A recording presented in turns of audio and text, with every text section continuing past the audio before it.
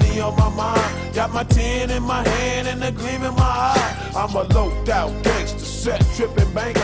And my homies is down, so don't arouse my anger. Fool, death ain't nothing but a Coolio. Gangsters Paradise. Ist irgendwo so eine, ich weiß nicht, alte Ghetto-Gangster-Nummer. Ist aber geil, aber geklaut. Das Original ist von Stevie Wonder, was wahrscheinlich die wenigsten wissen. Aber er hat es zumindest geschafft, so in einem gemütlichen Groove das Ganze zu machen, um damals schon die, naja, ich sag jetzt mal, die Schwof-Hip-Hop-Welle loszutreten auch. Es ist vielleicht nicht unbedingt die größte Partynummer, aber so zum Eingewöhnen und zum Träumen und zum Sinnieren und vielleicht auch für die ganzen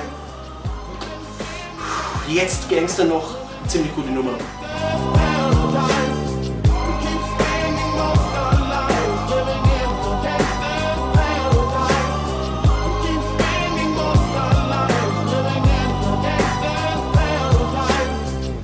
Coolio, Gangsters Paradise.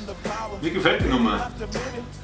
Schön langsam, ruhig, kann man gut verbinden mit Loonies, I Got Five on It. Nette Black-Runde, die Mädels mögen sie auch. Geil. How can they reach me? I guess they can't, I guess they won't, I guess they front. That's why I know my life is out of luck, fool.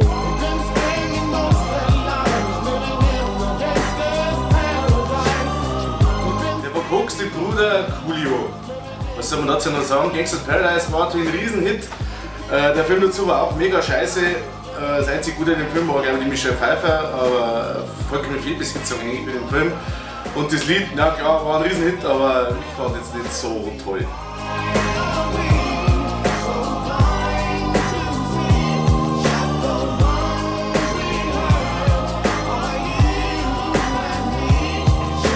Smooth Nummer, Coolio. Hat sich auch durchgesetzt, da war dann keiner mehr cool, sondern alles war nur noch Coolio. Wir Deppen sind früher immer nach New York geflogen, ab da mussten wir nicht mehr weg. Coolio hat die Gangster zu uns gebracht und plötzlich waren alle Gangster. Steuerberater, Buchhalter, harmlose Gangster, aber coole Nummer. Coolio.